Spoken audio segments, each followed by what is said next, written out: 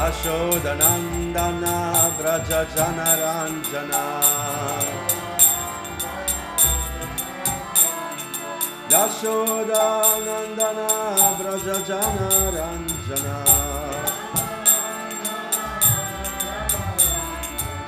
Yashodanandana Vraja Janaranjana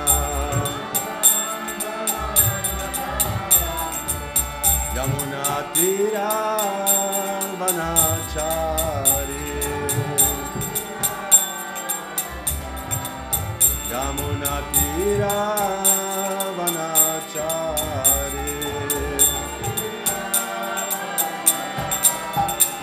Jaya Radha Madhava Kunja Bihari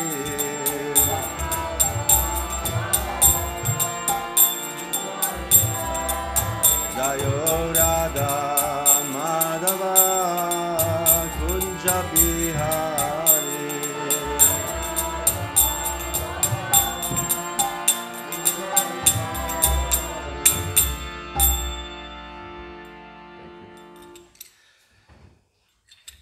Srimad Bhagavatam ki Jaya. So, at first we'll read from Transcendental Diary by Hari Sori Prabhu. We are in Vrindavan Dham. So that simple life will not be possible if one is bhakta. Bhakti parishanubhavo virakti ranyatra syat. Only by devotion, not by otherwise, not by artificial means, by manufacturing toilet. I don't know what is the story if somebody manufactured toilet. Only bhakti. If they get a little attachment for Krishna, the question will be solved automatically and they'll become happy. Undoubtedly, that is the Chaitanya Mahaprabhu's first instruction, Cheto Dharpana. Prabhupada sometimes uses very few. Oh, Navina Nirada Prabhu, Hare Krishna, welcome. We are a symbol of great sadhus. It's increasing. Lokanath expressed his own realization. This is Lokanath Maharaj. I come from village and I'm happy now as I've taken the holy name and prasad. Half of these boys are from villages. They're chanting and they're so happy that they're going back to the village. Shishi Vijay Gauranga Dwalnita ki Jai. Prabhupada says, very good life, the village life, provided he has got proper engagement. Otherwise his mind will be disturbed and he'll seek after wine, women, after this and after that, the devil's workshop. So Prabhupada here, once again,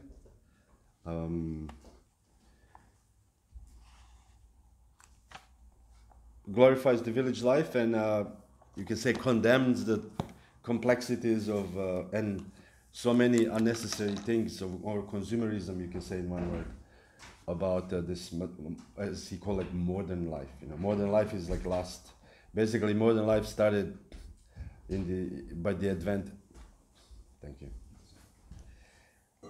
of the machines, you know, the 18th century, 19th century. This is like become modern life.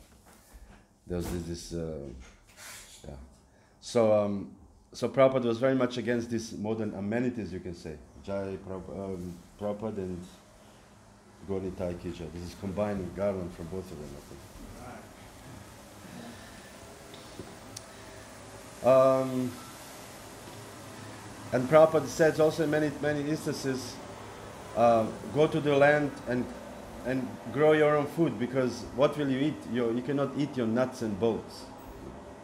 Meaning you cannot eat your screws and you cannot eat your machines. And therefore Prabhupada gave this Herculean task, you can say, amazing task. Just like when Bhishma took a vow of brahmacharya, and then the demigods were shouting from the sky, terrible, terrible. So in the same way, Prabhupada gave instruction, go to the land and live off the land, and we are shouting, terrible, terrible. It's actually a terrible instruction to follow.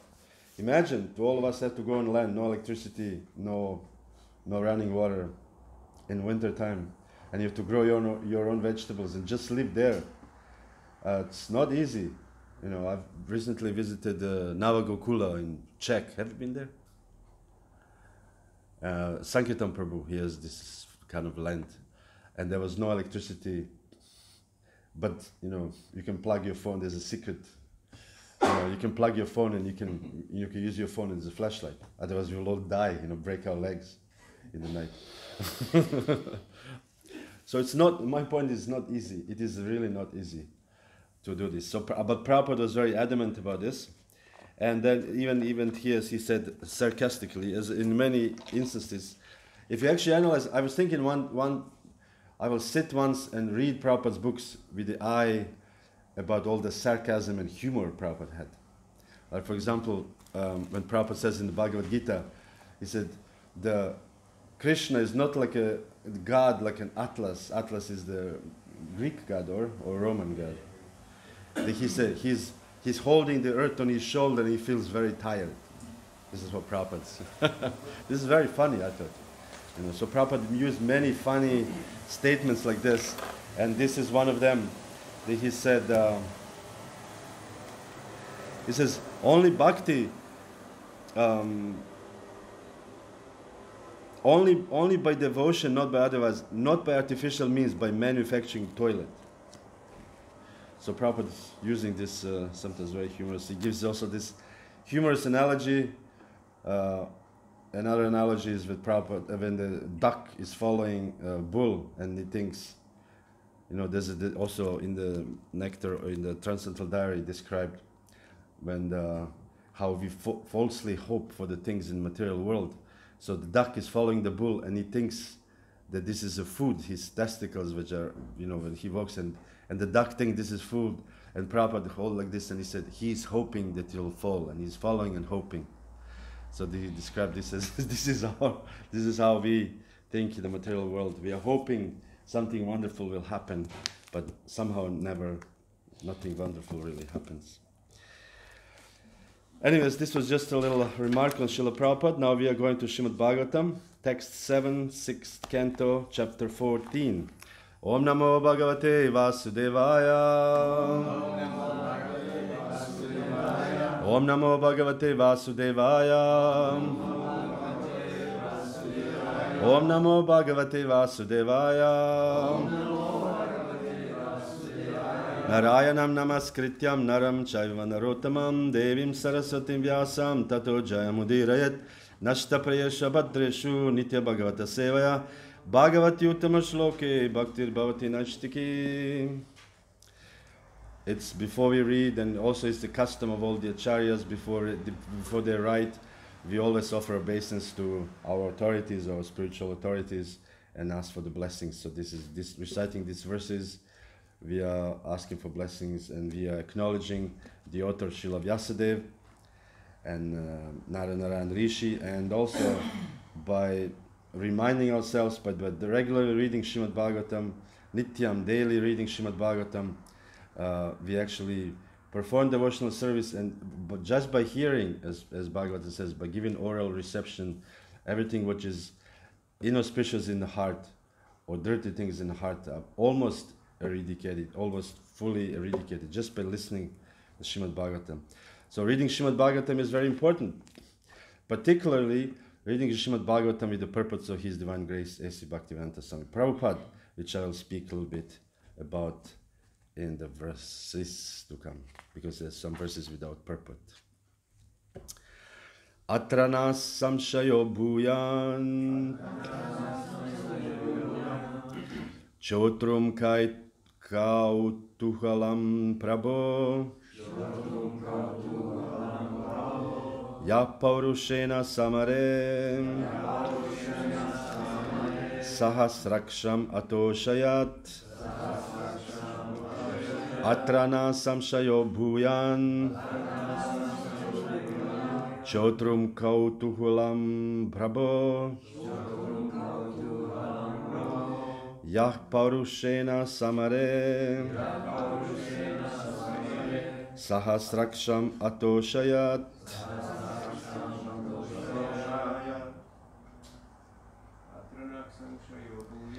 Atrana samshayo bhuyan. Chotrum Prabhu. Aurushena samare. Sahasraksham atoshayat.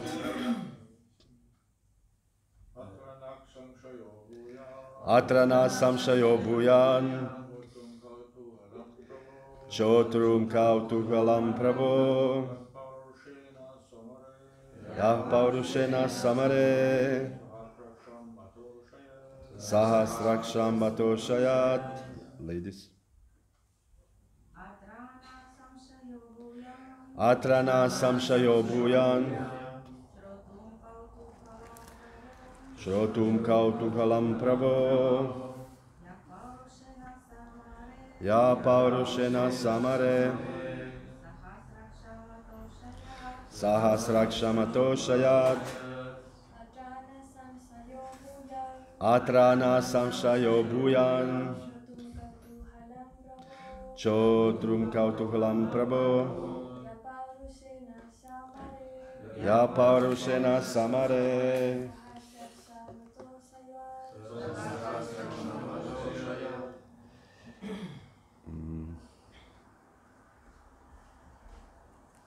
What verse is this? 7 verse 6:14.7. Oh, verse 7. Oh, yeah, okay. It is indeed verse 7.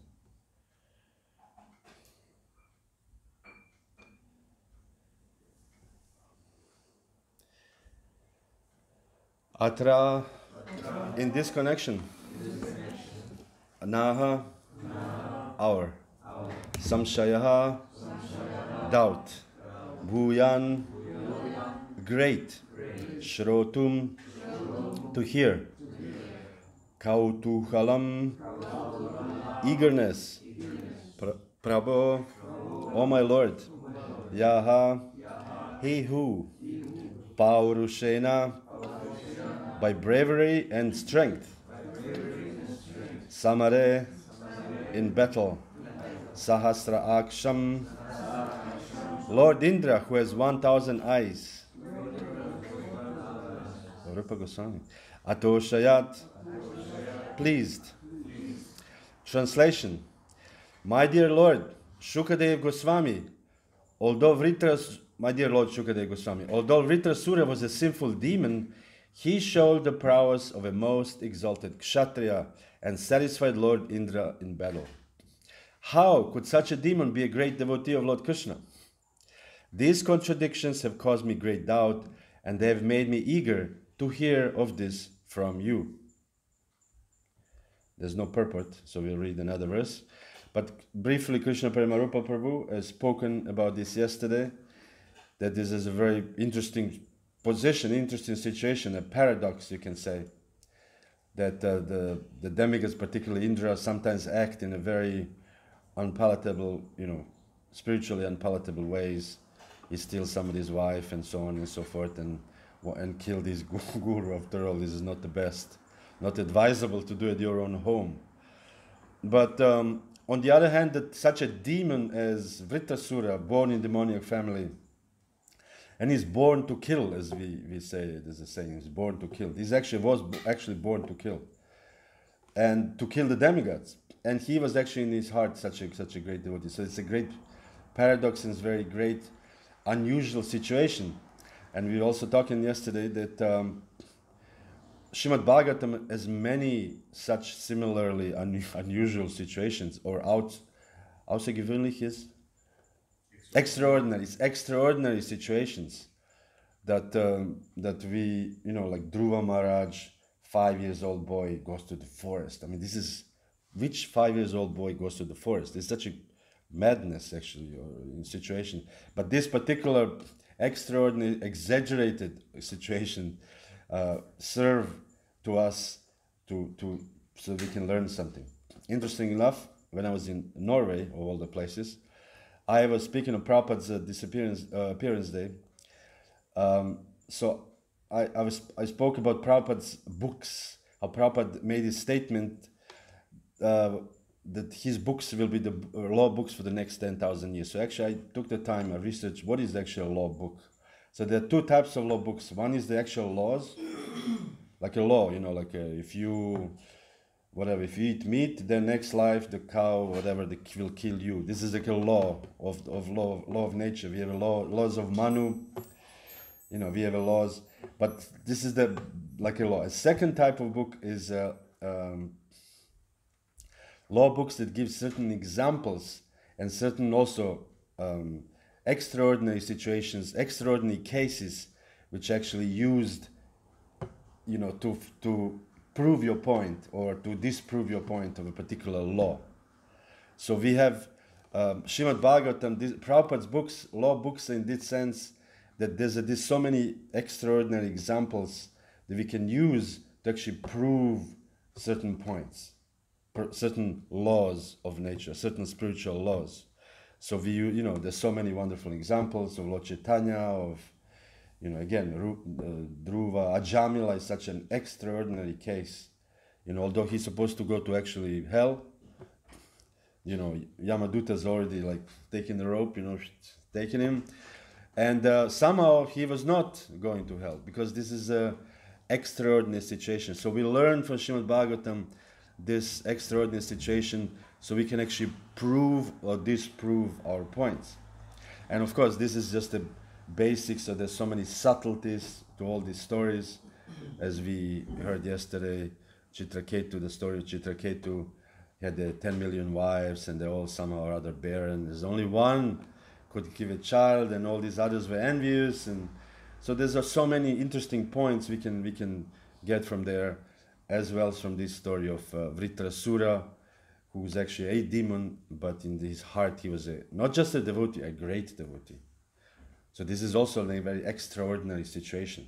Speaking of extraordinary situations in the Srimad Bhagavatam, and we use this to first of all apply this into our own lives, and number two, to actually when we speak to people, when we speak to different devotees, when we, senior devotees giving instruction or enlightening the junior devotees, or when we speak to the non-devotees, our parents and so on. So we use all, we have this, Prabhupada wanted us to learn the books as a lawyer learns these cases.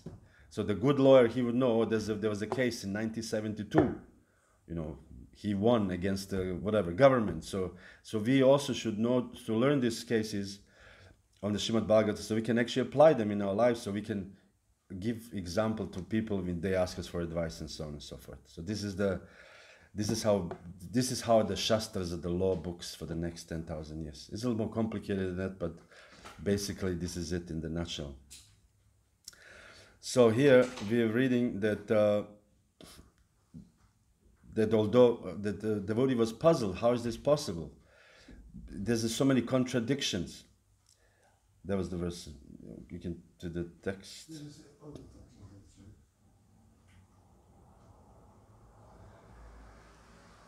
No, this is the next one. Anyways, so the question: how is this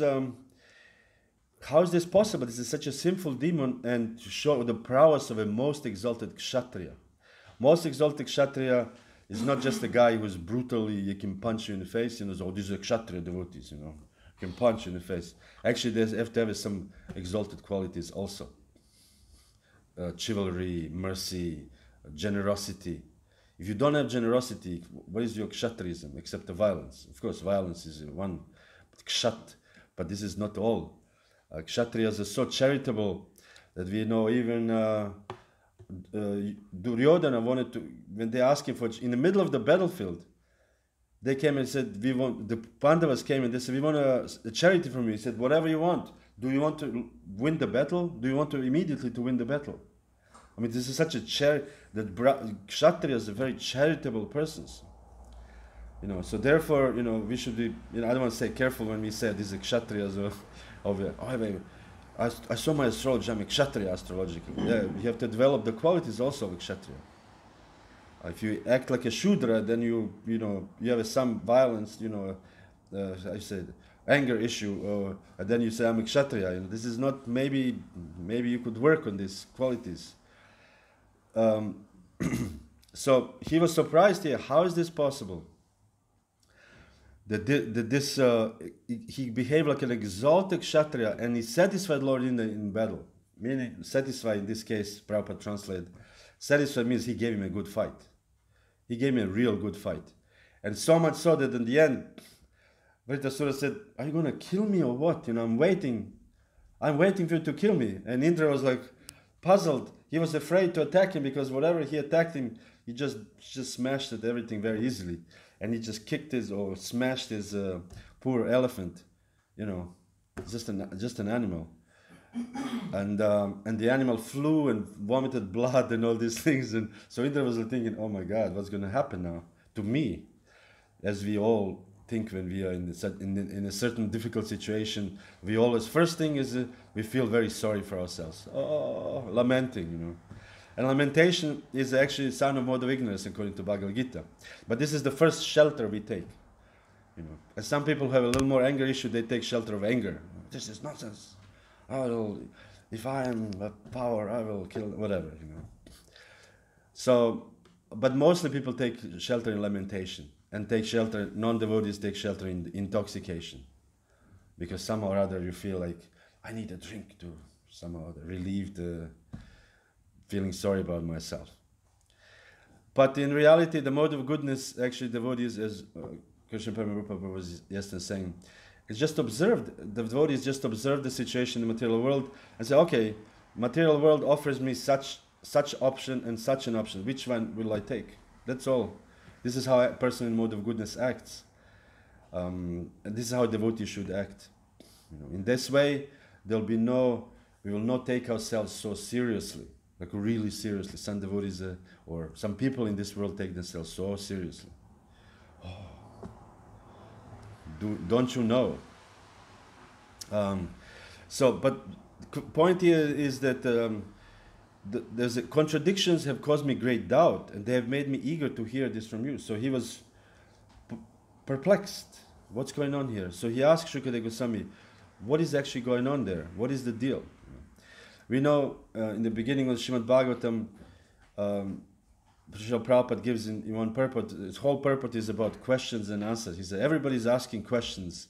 Everybody wants to hear the answers from the questions. Every morning, the birds, when they wake up, they're asking questions. So what is so what are these questions? The question actually in reality is a need.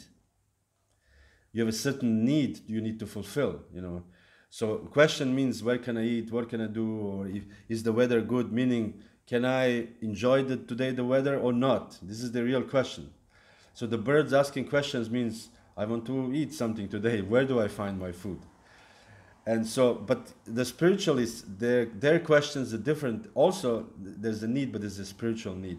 And therefore, we have a Srimad Bhagavatam classes. Some years ago, I was wondering, why do we sit on lecture and listen to Srimad Bhagavatam class? And when the Maharaj comes, Maharaj, and everybody's like, Maharaj, and first question is, will you give class tomorrow? This is like somehow the question number one, will you give class tomorrow? Of course. So I was wondering, why are we sitting? And this is basically our pinnacle of the day, or a morning. We wake up, Mangala Arati, we chant our rounds, then we have another program, and then there's a lecture. This is like a highlight of the morning, or highlight of the day. It should be.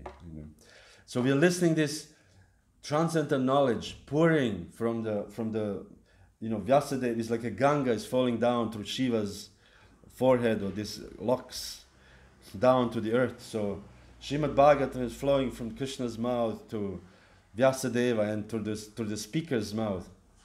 And so we're listening this. And why do we actually listen to Srimad Bhagavatam? We're listening to Srimad Bhagavatam so that we can actually fulfill our needs to achieve spiritual perfection. This is the why we're listening to Srimad Bhagavatam. At least I'm thinking that way. Because I have a certain need. I need to hear how can I, number one, go back to Godhead, and how can I reach Krishna? So this is why I am sitting on Srimad Bhagavatam lecture to listen. Is this really the way to do it, and so on and so forth. I have to repeat one more time. Burijan Prabhu, who is you can say father of the VIG. He started the Bhakti Vaibhava, Bhakti Shastri, and he has written these commentaries or guides, you can say, Bhagavad Gita, Srimad Bhagavat. I don't know, how many cantos did he do so far? It's only like 3 more. I think it's just the 10th canto. Only, so did 9 cantos. Yeah. So, he's very, you can say, knowledgeable in the Shastra, But he said, very interesting point once, he said, after all this, reading and all this, he said, now when I read Srimad Bhagavatam, I'll just lift my hands in the air and let Srimad Bhagavatam speaks to me. And I thought this is a very, you can say, profound way to actually read Srimad Bhagavatam. Let Srimad Bhagavatam speaks to me. What is Krishna wants to tell me from this? Because again, Srimad Bhagavatam, Puranam Amalam, Yad Vaishnavanam Priyam, it's not an ordinary book. It's not a story book or inspiration of a reader. I feel really inspired. Srimad Bhagavatam is actually absolute truth, not different from Krishna, in a sense that actually when we realize Srimad Bhagavatam, we realize Krishna. Because just any of the words, when in the first canto Srimad Bhagavatam, when Narada Muni his name was first mentioned, and Prabhupada says here Narada Muni has appeared in the words of in the pages of Srimad Bhagavatam. So Narada Muni himself appeared in the pages of Srimad Bhagavatam. So when we read Srimad Bhagavatam and we realize Srimad Bhagavatam, we'll actually realize Narada Muni, his presence, or at least. If he is merciful, of course, as we heard again yesterday. It's not so, has to be mercy. Because Bhagyavan is one thing, the Bhagyavan Jiva, the merciful, the fortunate soul, but at the same time has to be, as who said yesterday, Bhakti, you said Bhakti comes only from Bhakti. Who said it? Anyways, one of them. Oh, he said it. Prabhu. Bhakti comes from Bhakti, and this is, but has to be our own endeavor or our own need. If you don't have this need, like we have this basic needs, Maslow pyramid, this is Maslow, and there's the basic needs, and there's a secondary needs, and third, whatever, the societal needs, number 4 or whatever, and then up there, like 5th need is to be recognized in society, whatever. But the first needs are the basics: eating, sleeping, mating, and defending, basically. These are the basic needs. So Krishna consciousness has to become a basic need. And then we will read a little bit, if you have time, how can we recognize, how can we find Krishna? I will speak a little bit about this. Just let me read another verse. Shukadeva Goswami, this is verse 9, also no purport. Shukadeva Goswami said, O king, I shall speak to you the same history I have heard from the mouths of Vyasadeva, Narada, and Devala. Please listen with attention. So, Shukadeva Goswami said here, I am not speaking from my own mind. It's not like I am just, I think this is good, or he always calls for the authorities. And this is one thing we learn. In Krishna consciousness, we always call for the authority. It's okay to speak, to say something, but we always have to say, if we cite authority, then our statements have weight. Of course, there can be use and misuse of the words of the authority, but still, even those who misuse, they're still using the authority, which is interesting. Just like Hiranyakashipu misused the authority of the Vedas. He was preaching, we are not the body, Hiranyaksha died, but we are actually not the body, we are the souls, we should not lament for he quotes the authorities, but it's just misused later on, as we see. And not realized, this is also another thing. But point is, as devotees, we always quote the authority. And we'll see a little later, and now the next verse 10. O King Parikshit,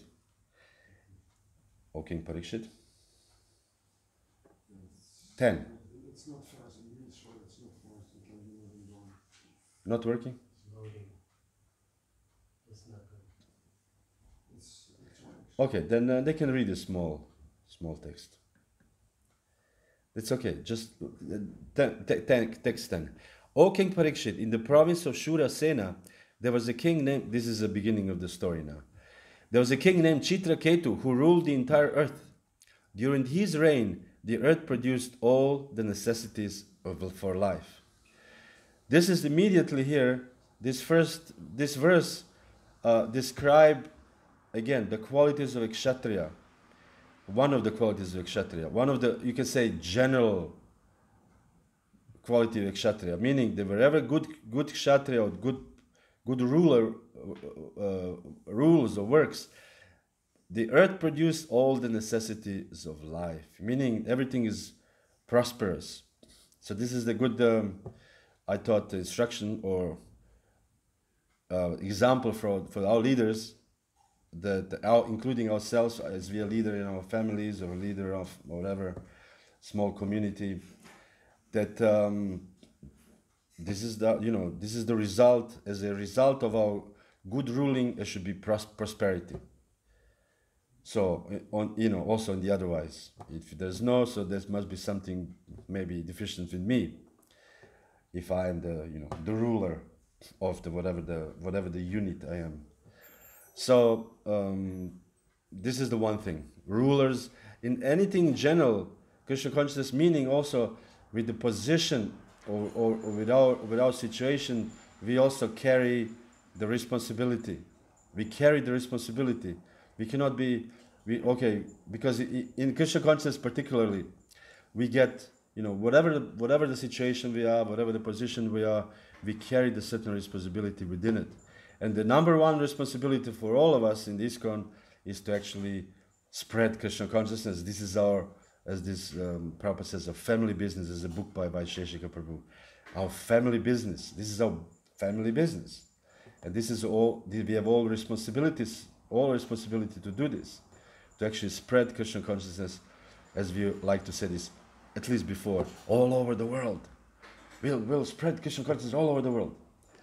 I read this conversation with Srila Prabhupada who says, I think Rameshwar Prabhu said, Prabhupada, you said we can take, over the world in 18 days.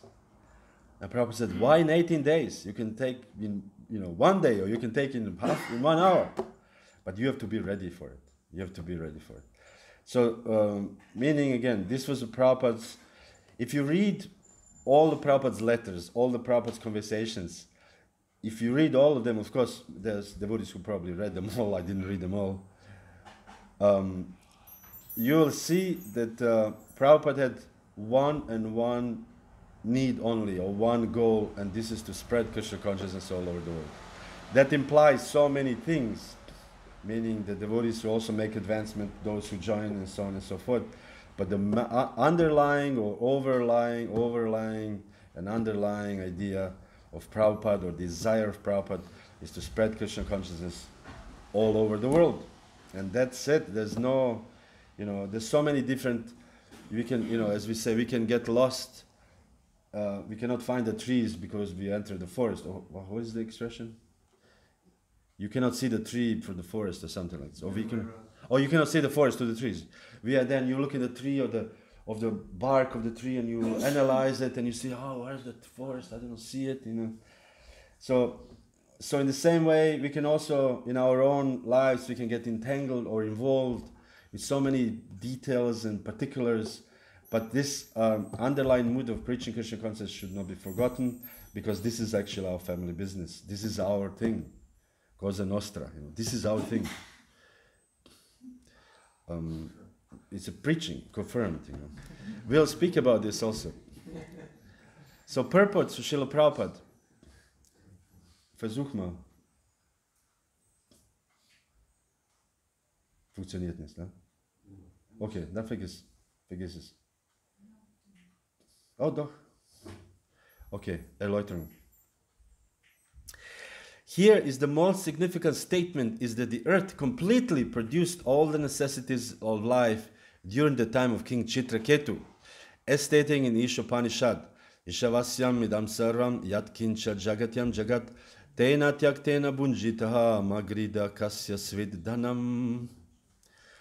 The devotees actually sang this this verse in the early days, Yamuna and all this. Ishavasyamidam Om Purnamadam Purnamidam. So it's nice to remind ourselves.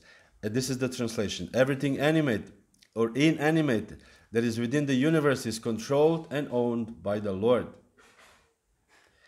One should therefore accept only those things necessary for himself, which are set aside as his quota, and one should not accept other things, knowing well to whom they belong. This is a completely different topic, which we don't want to get into it, particularly a topic in ecology, but we will not speak about this. Krishna, the Supreme Controller, has created the material world which is completely perfect and free from scarcity. The Lord supplies the necessities of all living entities. These necessities come from the earth, and thus the earth is the source of supply. When there's a good ruler, that source produces the necessities of life abundantly. However, when there is not such a good ruler, there will be scarcity. This is the significance of the word kamaduk. Elsewhere in Srimad Bhagavatam 1.10.4, it is said, Kamam vavarsha parjanya sarva kama dugamahi. During the reign of Maharaj Yudhishthira, the clouds showered all the water that people needed, and the earth produced all the necessities of men in profusion. We have experienced that in some seasons the rains produce abundance, and in other seasons there is a scarcity. Prabhupada concludes, we have no control over the earth's productiveness, for it is naturally under the full control of the Supreme Personality of Godhead. By his order, the Lord can make the earth produce sufficiently or insufficiently. If a pious kings rule the earth according to the Shastric injunctions, there will naturally be regular rainfall and sufficient produce to provide for all men. There will be no question of exploitation, for everyone will have enough. Black marketeering and other corrupt dealings will then automatically stop. This is interesting what Prabhupada says here. Basically, what he says, the poverty brings the bad qualities in people, because everyone thinks like, oh, I don't have enough. But if you have enough, like we in the Srimad Bhagavatam, some descriptions of heavenly planets, where there's so much gold that the bank of the river somehow produces so much gold. So the gold just sits there because everybody has enough gold. Why would you do something else? You have so much gold. Everybody can just go to the beach and take some gold and bring it home. If everybody has so much gold, it's almost like Switzerland. Switzerland is a representation of this kind of in the material world. If there's abundance, people don't need to steal, or you don't need to, because there's so much. Why would you do this? Why would you cheat? So there will be no black marketeering will stop. Simply ruling the land cannot solve man's problem unless the leader has spiritual capabilities. He must be like Maharaj Yudhishthira, Parikshit Maharaj, or Ramachandra. Then all the inhabitants of the land will be extremely happy. So this is like a bold statement of Srila Prabhupada that the whole world will be happy if there's a ruler like Ramachandra or these other kings, Yudhishthira. So this is Prabhupada had very big ambitions. Prabhupada was actually the most ambitious person, you can say, in the world. He actually wanted to not just spread Krishna consciousness, but actually to change the world. I mean, this you have to be like a extraordinary person to want to do this, to change the world. I want to change the world. The communists, they tried to, Lenin, whatever, they wrote this, and Bolsheviks, revolution, to release the Shudras, But what did they didn't actually change the world. On the contrary, they just made people really hate them, the communists. So, who can change the world? Of course, you can say people influencing the world in a big scale, like digital technology, the internet is influencing the world. But to change the world, Prabhupada actually could by his spiritual power, because only Krishna can do this. It is said when there was a question, one devotee asked Srila Prabhupada, like the Kali Yuga is so polluting, the earth is so polluted, so what will happen at the end of Kali Yuga when everything is so destroyed? How will this transition from Kali Yuga to new Satya Yuga, because the cycle, the cycle happened? And Prabhupada says, oh, don't worry, Demigods can do this within a second. He said, by one flap of the ear of Ganesh, the whole earth can become refreshed and enter the Satya Yuga.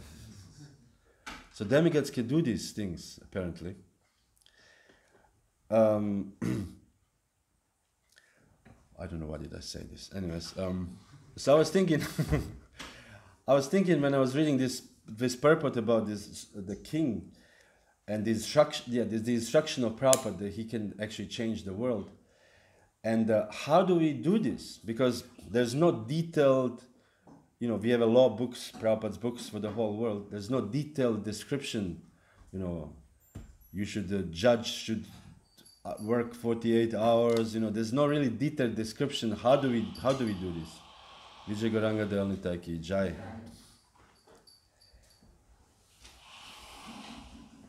There's so many, there's a general, as Prabhupada says, I gave it a skeleton of the future society.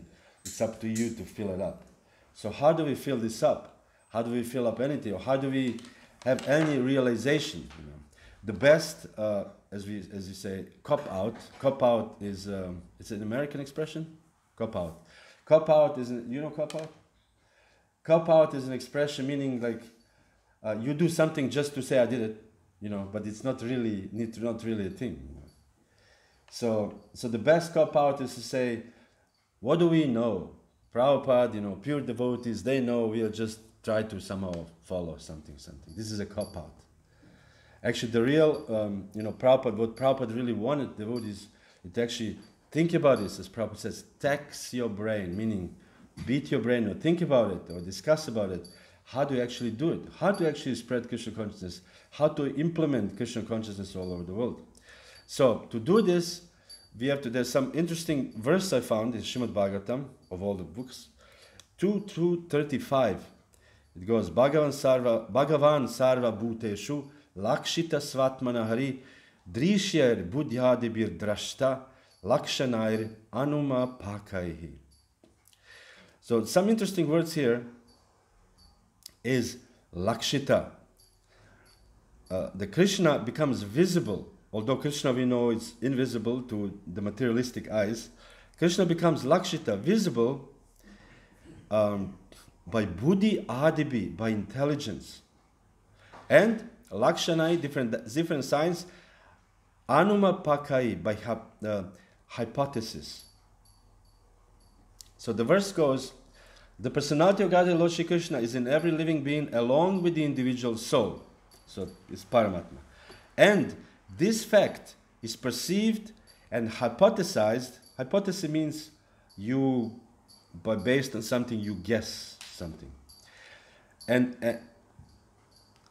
hypothesized in our acts of seeing and taking help from the intelligence.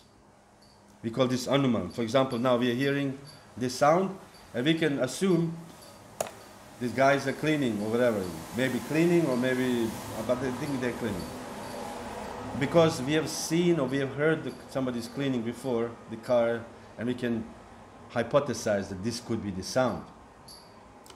So, the purport of Prabhupada in this verse says, the general argument of the common man is that since the Lord is not visible to our eyes, how can one either surrender unto Him or render transcendental loving service unto Him?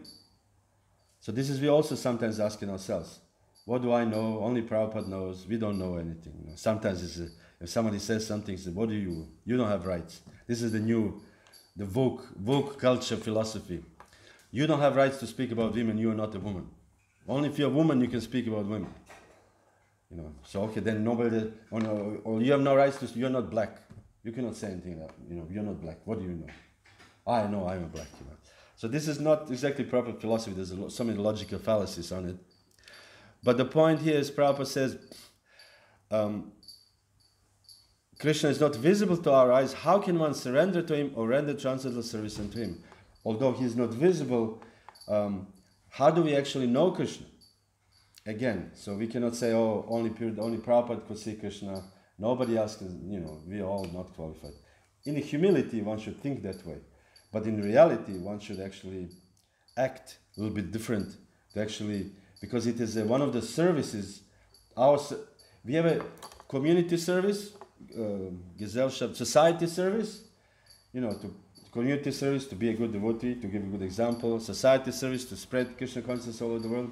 But we also have a personal service to Prabhupada. A personal service is to make advancement. If you are practicing Krishna consciousness, you don't make advancement, then you're not doing service to Srila Prabhupada. You're actually not fulfilling Prabhupada's mission. Prabhupada's mission is that the devotees go back to Godhead. So if you don't make it, or we don't make it, go back to Godhead, that means that we are not fulfilling Prabhupada's mission. So there's a three fronts, or you can say, or two fronts we are dealing with. One is public, and one is the internal, personal project, which is to make our own spiritual advancement. So Prabhupada says, to such a common man, here is a practical suggestion given by Srila Shukadeva Goswami. How can one perceive the Supreme Lord by reason and perception? Actually, the Lord is not perceivable by our present material senses, but when one is convinced of the presence of the Lord by practical service attitude, there is a revelation by the Lord's mercy, and such a pure devotee of the Lord perceives the Lord's presence always and everywhere. So meaning, we have to be engaged in the devotional service, fully engaged in devotional service, so then we can expect, by the Lord's mercy, that we can start perceiving Krishna. So this is another, you can say, pramana, this is perception, but this is not exactly direct perception, but this is some sort of perception. And this is not, how you say it, insignificant. Like there's so many examples. For example, Srila Prabhupada came to America. Why did he come to America? He could have gone to any other country. Bhaktisiddhanta Saraswati wrote him a letter, preach in English language. So he could go to any English country. He could go to Australia. It's an English-speaking country. But Prabhupada went to America because he felt, or you can say, he was inspired from within, or he had this realization, as we call it in ISKCON. What is your realization? I don't know if anybody speaks like this anymore, but before we were like, what is your realization? When we speak about it, realizations, Meaning that we perceive Krishna at least at a certain level. And therefore, by perceiving Krishna, then we know what should we do. Again, the best example, the Sankirtan devotees, they perceive, they have inspiration of this person, maybe give some more donation, this person will take a book, this person wouldn't take a book. So many other examples, to Hare Krishna confirmed. Message by Nanda Krishna, so this is another devotee. So, for example, fighting Prabhupada's famous Giriraj Maharaj wrote his book, I Will Build Your Temple, or whatever the name of the book is. I Will Build Your Temple. And the Prabhupada was actually very adamant to stay on this land. And everybody was like, Prabhupada, Tamar Krishna Maharaj, why are you so stuck up with this land? Well, let's go, we have money, we can buy any land. We don't need to. Prabhupada says, no, I promised Radha Rasa Bihari. So this is something between, it's a personal perception of Srila Prabhupada and Krishna. Of course, this is a different than you can say non-pure devotees, but every devotee should have some kind of personal perception of Krishna. Otherwise, we are on a very neophyte platform of devotional service. Of course, this personal perception has to be confirmed with the Shastra, Guru, and the devotees, the sadhus. So this is one thing. Prabhupada, in many instances here, in some cases, Prabhupada was very, you can say, free to his disciples. There was a funny letter to Karandara, 1971. So ISKCON basically started in 1967. So it's like 4 years. In LA, like 4 years, maybe four years. So Karandara Prabhu, as at that time, he was like in charge of BBT and the whole East Coast, I think. He was GBC. And he was, I think, 18 years old or something, very young. Do you actually know Karandara? No. And he was like 18 or 19 years old. And Prabhupada wrote to him, you are one of my senior disciples, and you should, by your own realization, you should instruct others. So I thought this is significant because Prabhupada trusted his judgment that although he's only like a young boy and 4 years in movement, at that time means like 20 years in movement now, 4 years means like they didn't have a Srimad Bhagavatam, they didn't have all this, and they were just like, they liked Prabhupada basically, more or less. And so Prabhupada trusted his judgment, meaning that he trusted Krishna, that whoever engages in Krishna service or devotional service, Krishna will also act from within and give him also some intelligence, as we call it. So it's not like we are lost in the woods, and unless somebody tells us go left, we will walk into straight building, and we will not walk on the car, and we do have intelligence, and this is called introspection in the English complicated word, introspection. That means introspection. We are looking into our own. We don't sit and look at what is inside, but we are feeling, and this feeling, as again, is a confirmed feeling, not a speculative feeling. Like this one, there was some years ago. There was some person in one of the Yugoslavian countries, ex-Yugoslavian. He was seeing that he plays basketball with Jesus and Krishna. And remember this article? There was an article in the Croatian newspaper. The devotees were like, "Oh my God," So this is the other extreme, sentimentalism, and who knows, a little crazy, not a little, but a little more crazyism. But we don't do this things like this. But here, Prabhupada says, I will try to qualify this a little more. Prabhupada says it's very interesting here. Vrindavan 77, Tamal Krishna said, your Guru Maharaj, he had so many disciples, but he wanted to preach all over the world. And Prabhupada says, yes. But Tamal Krishna said, but they preach mostly in Bengal. And Prabhupada says, yes. And Tamal Krishna said, but your Guru Maharaj knew that you will go to the West and spread this knowledge. And Prabhupada said, he foretold. Foretold is the word which means he knew what will happen in the future. Foretelling is it. So, and Tamal Krishna said, the time will come and he will do everything. This is Prabhupada's quote. Prabhupada said this, the Bhakti Siddhanta said this. When the time comes, he will do everything. And Prabhupada says, yes, that time even I could not understand. Even Prabhupada said, I could not understand. But the vision of Bhakti Siddhanta, so where is this vision coming from? The vision comes again from the introspection and from Krishna directly. Of course, pure devotees, he saw even that far in the future that Prabhupada is the one. Interestingly enough, again, this as we call it, realization of devotees also don't happen without Krishna's mercy. If Krishna wants you to see something or to understand something, it's also Krishna's mercy. It's actually everything comes from Krishna. And Prabhupada says, yes. He said, I could not understand. He told to my God brother Sridhar Maharaj, he will do needful when the time comes. Nobody requires to help him.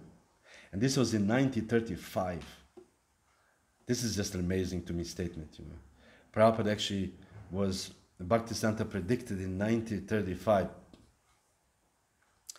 And then, coming to the same conversation, coming to some very, very nice conclusion, there was in 1970, there was some little disturbance in the International Society for Krishna Consciousness.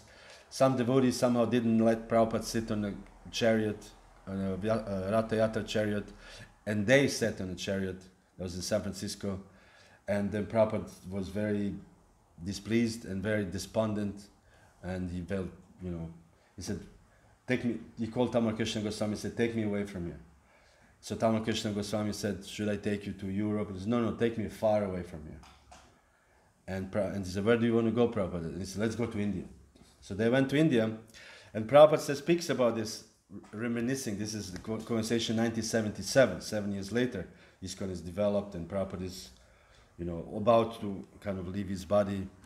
And he said, actually, Tamal Krishna, when you intended to go to America, everyone was advising, better not go. It's too dangerous for someone your age. Don't go. Somebody even said, you might not come back. This is Sumati Mukherjee. There's this film, famous film, Hare Krishna World, where she said, I told him, Swamiji, this is very cold there. You will die. Don't go to America. But he said no. He said he chanted some mantras, ate some prasad, and went. This is the Sumati Morarji. I'm paraphrasing Sumati Morarji, who gave Prabhupada a ticket.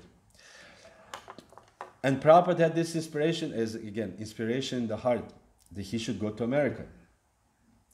And this inspiration was confirmed. Of course, nobody saw it. If Prabhupada didn't tell us, we would know. But there's a Prabhupada in the explanation, once Prabhupada says that he was sitting in Jaladuta, he was very ill, he had the first heart attack, and then he had a second, and he thought, I will die there on the boat. Imagine. So, I would be so fried, I tried my best to spread Krishna consciousness, and finally got the boat, and halfway you die on the boat, and I would be really fried.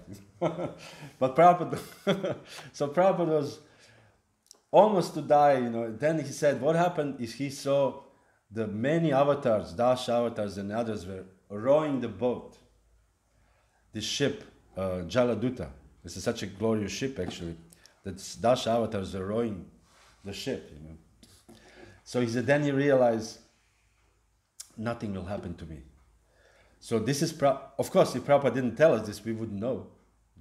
But Prabhupada was mercifully telling us this realization. So meaning, he was inspired by Krishna to actually go to America. And we know later on how Krishna arranged, he walked on the street and Hayagriva came with a beard and he said, hey, are you from India? And the Prabhupada says, yes, have you been to India? And he said, they started talking and so on and so forth. And this is how the basically, in one way, movement started. So Krishna's, Mukunda Maharaj came, and then he accidentally, Krishna's mercy, went to San Francisco, and he wanted to open another temple, and they thought at that time temple means storefront, so let's open a storefront, and so on and so forth. The movement started. We had the incorporation ISKCON we read recently. Wasn't it like 2 weeks ago or 1 month ago? This is an amazing story. Prabhupada with 5 hippies, they signed something, International Society for Krishna Consciousness. They didn't even know what they're signing. Prabhupada, as we talked to Krishna from Rupa from yesterday, and Prabhupada, even then he asked Pope to cooperate to spread the knowledge of God. We had 2 storefronts in America, a bunch of hippies, and Prabhupada wanted to ask Pope to cooperate with him. But Prabhupada had this vision. So, okay, I'll be somewhat quick. Prabhupada says, and I wanted to go back. He said, I never desired to return back. Prabhupada was actually said that he was disgusted with India. That he left India and he said, I was disgusted and I never wanted to go back. And then he said, I never wanted to go back. But then you wanted to help me at that moment in Los Angeles. He said, I wanted to return back. And Prabhupada says, take me out of here. He's as he was speaking to Tamal Krishna Maharaj. And Prabhupada says, I made my headquarters in Los Angeles. Prabhupada wanted to make headquarters in Los Angeles. This was the headquarters of ISKCON Prabhupada wanted to have. And he says, and they made some conspiracy against me, that's all. And Prabhupada says, this is the punchline, what I want to say. No, it is all well. I mean, it's all right now. Everything is smoothed out. We know these sannyasis who were so-called conspirators. They went even a step further. They claimed that Prabhupada is the Supreme Personality of Godhead, that he's very displeased, and so on and so forth. But it's all cleared out later on. Everything was wonderful. And then Prabhupada said, my plan was like that. But Krishna's plan was different. When I was coming back, I was speaking to Dwarkadish. Dwarkadish is a deity, Rukmini Dwarkadish, deity in Los Angeles. I was speaking to Dwarkadish, and he said to Dwarkadish, quotation, I do not know. I came here to live. You are driving me away. While living in Los Angeles, I was not happy. So he was a little bit asking Dwarkadish, what's your problem? I came here, you brought me here to preach, and now you're driving me away. No, what's the deal here? So this is again another Prabhupada's realization of Krishna himself. So he actually spoke to Dwarkadish. We don't know the rest of the conversation, what Dwarkadish answered. We know, for example, in the history of our Acharya, Sanatana Goswami was recently also, and he was Madan Mohan asked him to put salt, and he said, no, I'm not giving salt, You want now salt, next time you want sabji, next time who knows what, not giving salt. You brought me here to Vrindavan to write books and find the holy places, not to give you salt. So Krishna, of course, arranged the whole merchant of salt with the whole ship, brought a big block of salt as a donation, This is so funny to me. Krishna said, you don't want salt? Here is salt. And he brought a big block of salt, Anyways, the point here is the relationship between the devotee and Krishna, and devotee's perception or direct perception of Krishna. Again, in a certain way, So, this is possible by the empowerment, by devotees who engage themselves in Krishna consciousness, engage in the activities of Krishna consciousness. They're actually directly empowered by Prabhupada, empowered by Parampara. And we saw so many. I have so many examples here. This is one article by Bhakti Siddhanta Saraswati Maharaj. He in an article called Attainment of Prema. It's a very nice article. And he said, the Lord said to Rupa Goswami that he had given him mere outline of Bhakti Rasa. So he said, I give you the outline. And he said, you should ponder. Sri Chaitanya advised Rupa Goswami to ponder on this and to amplify and expand it into his writing. Imagine how much responsibility you have as a Rupa Goswami. He just gave him, okay, this is the 10 lines here. And this, I want you to expand this and write a book about this. Bhakti Rasamrita Sindhu, the first wave, second. Lord Chaitanya did say you should write first wave, second wave. This is all Rupas. But he was empowered, and he had the outline for Krishna. And everything else came from, you can say again, his heart or his own realization. The similar story is by our own Chaitanya Charitamrita. Krishna's Kaviraj was actually, there's a section that he speaks in the Antya Lila that this actually, the pastimes of Lord Chaitanya are recorded as a diary, Kadachas, of Rupa Goswami and Murari Gupta. And he said, these are the lines. Also, there's a Raghunath Das Goswami, like few verses really. And he took this, he said, because the pastimes of Lord Chaitanya Mahaprabhu was not possible to understand. They're so deep, actually.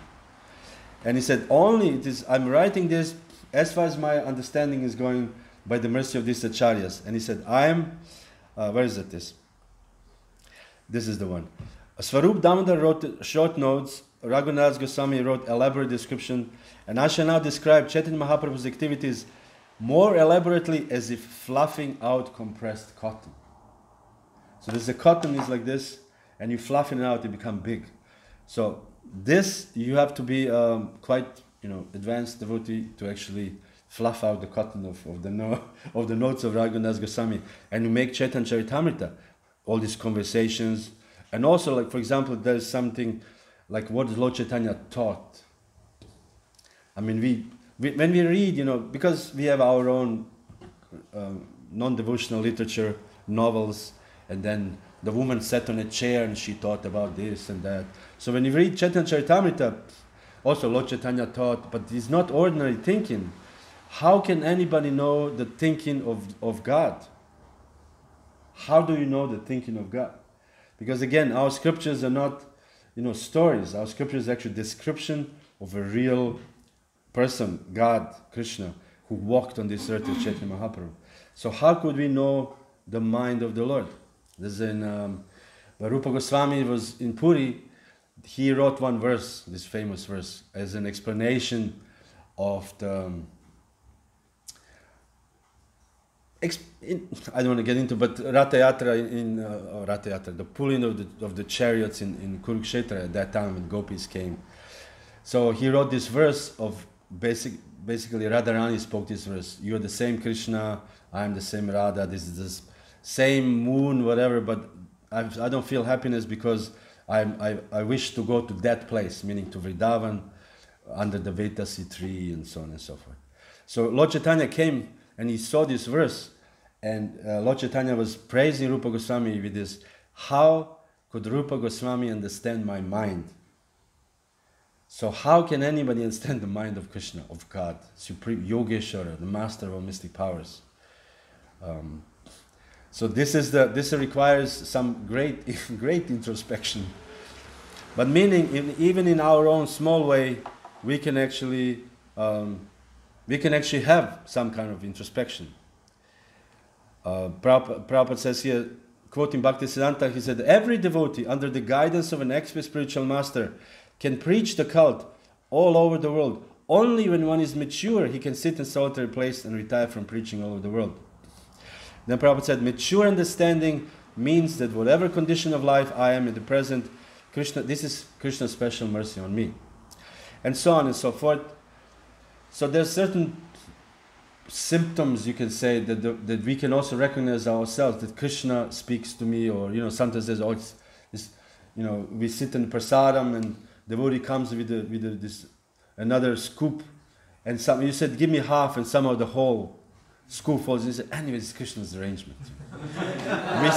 we see Krishna's arrangement everywhere, So this is how, isn't it? It's Krishna's arrangement to me.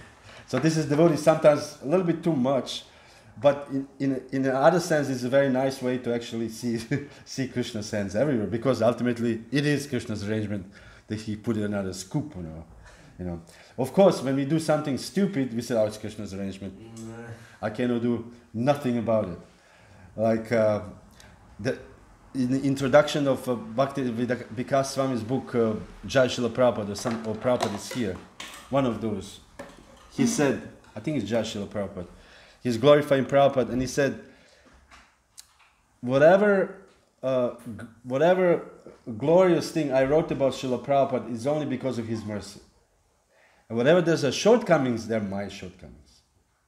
So devotee is looking at it this way. Whatever is wonderful, it's Krishna's mercy. But whatever there's a mistake, it's my mistake. It's not like, oh, Krishna wanted me to whatever, eat this, drink this, whatever, wine, red wine. It's Krishna, it's not mine, As this one, I was once, I don't remember where, and this one Indian man, and he didn't come to a temple a long time, like a couple of months, and I met him on the street.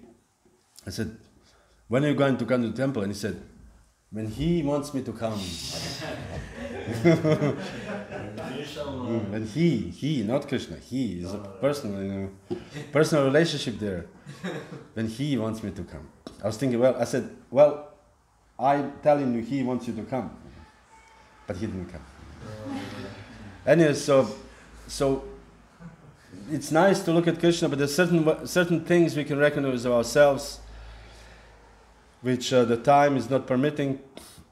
But just for the conclusion here, where is it? Prabhupada says in my letter, especially you all young boys, we expect at least you will live for 50 years more. Meaning at that time they were all like 20s, and Prabhupada said you will live at least 50 years to be 70, which is proving true nowadays. Some few people, left earlier.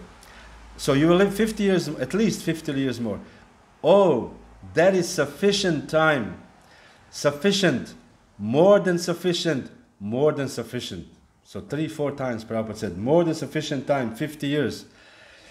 If for 50 years one chants simply Hare Krishna, he is... Okay, Prabhupada just said twice Hare Krishna, but we know. He is sure to become perfect. So if one chants for 50 years Hare Krishna, he is sure to become perfect. There is no doubt about it. Simply, if you chant this mantra Hare Krishna, there is no doubt about it. So Prabhupada also gives us a little bit of a deadline. This is a deadline. How long you have to make advancement? 50 years. So we cannot, I don't know how many years we are in movement, but the Zwischenzeit, how do you call this? When you're skiing, they were like in between times. So we can measure ourselves. Okay, am I close there or am I not? Okay, I'm 25 years in movement. I have 50 more to go. Or I'm 7 years. Okay, I still have so many percentage. We can actually measure this, and Prabhupada gave us the time. And one article, Bhaktisiddhanta Saraswati Thakur, speak about spontaneous devotional service, and he speaks about, Bhaktisiddhanta was very cautious he actually did not speak much about these topics. But in this one, when he spoke, he said, he was speaking a little bit freely about the relationship between Radha and Krishna and so on. And he said, every devotee who is longer than 20 years in the movement, they should know these things. Wow, So meaning that there's some imperative, how you call this, some pushing, that we have to actually make advancement. The movement is not just we sit there and we wait for, sannyasi come from the sky and we give them all the garlands and wonderful and okay, as they say, Jai Guru, Bhai Guru. Then he goes and we just, we can live our lives now, no problem, No, the Krishna consciousness is for everybody. It's for everybody. Krishna consciousness is for every person. Every person is actually our duty to make advancement. It's our duty to reach this, as Bhaktisiddhanta, attainment of prema. It's actually your service to Prabhupada. So we have a great responsibility. If you are not managers, we think, I'm just devotees. No, we have a responsibility for our own selves to actually become Krishna conscious, to give a good example and ultimately go back to God. This is our service. It's not our service to be, staying on the Kanishta Adhikari level the rest of our lives, and then we just happily, this wonderful, nice festival, Haribol, We have to do some groundwork on ourselves. Okay, Hare Krishna. It's a little bit overdone, but it's my last lecture here. Not last, but maybe last, you don't know. Any comments? I'd like to say comments, senior devotees? Thank you. Wonderful points. Maybe you could just briefly elaborate on, there's a statement that, Krishna can give us the whole world, give it to the Pandavas, we'll take over the world. What about taking over our temples or taking over our mind and our senses? So, can you say something how the Sankirtan Yagya will actually help us in taking over our mind and our senses, and then building communities that are more Krishna conscious before we go to the daunting task of taking over the world? Because Prabhupada had big vision, he had big dream, but he also mentioned in several places that if only 1% of the world takes to this, then the change will happen. Just like you put a little bit of citric acid or lemon juice, and the whole thing turns. Yes.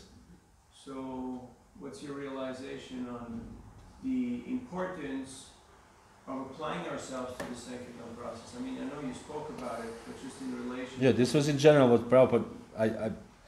What my, you could say, realization is that like in American football, anybody watch American football here? It's like you go, there's a yards, it's not like here you kick the ball there and there's a yards, and sometimes you win 10 yards and this is like a big deal. You won 10 yards, and everybody's like, when the first time watching, I was wondering, they're standing like this and the other guys are standing, they're pushing, and then everybody suddenly start jumping, and I was like, what is the gain? They didn't score, but they gained 20 yards. So I think it's a, different stages of ISKCON. At that time, Prabhupada was like a, expressionist artist. Here, let's go to Mexico, and let's go to this country, let's go to that country. But now I think the leaders have to concentrate to win 10 yards. 10 yards. Win your own damn 10 yards first, and win it. Really make it, we have a Mayapur as a headquarter, but Mayapur is becoming, I think we need to win our own 10 yards. Each leader needs to win their own 10 yards. And make it, and this is the place that functions. And, traveling around the world is nice. I traveled the last 4 years, but I came also to an end. By realizing that I have to win my own 10 yards. I have to be like Pandavas, to have one village at least, and make this village proper. And each devotee, according to their own realization, some devotees can live in big temples, or but if you have any ability, any leadership ability, the advice, or I think that we should win our own 10 yards and really look, is this what Prabhupada wanted? Is this really what Prabhupada wanted? What did Prabhupada wanted to do with these temples? And again, I think needs to be, first of all, the leaders have to, as Prabhupada says, tax their brain. There should be meetings of all the leaders, and we should look at the Shastra, what Prabhupada actually, or Shastra, Prabhupada's instructions, how Prabhupada wanted temples to be run, and what he wanted from the temples. And then we discuss about this, and then we can discuss how to implement this in our own lives. Because, traveling is nice, inspiring devotees is nice, because there's so many temples with no inspiration of all. But we should, the leaders should try to actually find a way how to do it properly. And of course there'll be mistakes, but they should try, and not how it was in the past. In the 70s, ISKCON was like, no, this was in the 70s, now it's 2024. How do we do it now? In the 70s we didn't have 1 million Indians coming to our temple for Janmashtami. I think in Mumbai there's more than 1 million. We didn't have this before. We didn't have a big congregation. We didn't have now Ukrainian, devotees coming. We didn't have Russians. So we have to tax our brains how to actually do this. If it's possible with all the leaders, if it's not possible with all the leaders, then each leader should feel responsible for himself, herself, to actually do it, and do it in your own small micro universe, small universe, and do it, and then people will see this as an example. I see this, small attempt. We travel around, last forever, few years, and some people inspired. And I ask, what is so inspirational about me? We just go and give some lectures and go Harinams here and there, and it's an inspiration. Is the lifestyle is inspiring, So we can all be inspiring in a certain way. Harinam Ruchi is like 4 people, or now even less. How many of you? This is all over the world. Harinam Ruchi, Wow, these are 4 people in reality. Of course, when Gauradesh is there, 5, or here Prabhu is 6. I remember I was so inspired seeing, who is this person? I've never seen such a unique, coming straight from the pastimes of Lord Nityananda with this Vuvuzela and all this thing. But the point is that we have to give our own examples, and actually want to, and have one goal without desiring our own personal aggrandizement, personal sense gratification. Is it comfortable for me or not? To win our own 10 yards. This is what I think. What do you think, Prabhu? Jaya. So let's... And we have a blessings of Naveen and Nirada, Prabhu? One more scoop. One more scoop. Hare Krishna. Anybody else like to say something else or ask? It's a little late, but...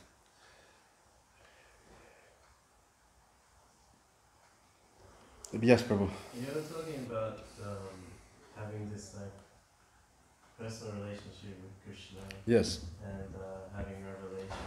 Yes. So, how much importance can we put on someone who has revelation from Krishna but definitely started practicing? I'm sorry? How much importance can we put on the realizations or revelations from a newer devotee compared to someone who's practiced, say, 20 years or something? We don't, even with those who practice, we have nothing, this is their life, we just respect. As Prabhupada says, if I've seen Krishna, if somebody asking, have you seen God? And he said, what is that to you? What is that to you? So we respect these devotees who have realization, or maybe so many devotees have realization, they don't speak about it, because you're not supposed to, unless your own friends or whatever reveal some intimate friends. But if young devotees have realization, it's great. We fan it, whatever he has, it's fan it. It's wonderful. Your Krishna has spoken to you, it's very nice. So many examples. This devotee first time come to the temple, and Prabhupada is sitting, and he said, Prabhupada turned his head towards me and smiled, and he turned back. So I believe it. Maybe it is. Maybe some sentimental mind, whatever. But maybe it was. So then you fan it. Oh, you see, this is special mercy, and then you inspire him to continue practicing Krishna consciousness. I don't think this senior devotee, junior devotee, this is a social construct. We respect, senior devotees, and we give them first flame or whatever. This is social. There has to be Vaishnavatic. It's some harmony in the society, and people who practice so many years. But realization, we respect everybody's realization. But of course, we hear from those who are more advanced. But we have to be advanced to know who is advanced. Anyways. Srila Prabhupada ki Jaya.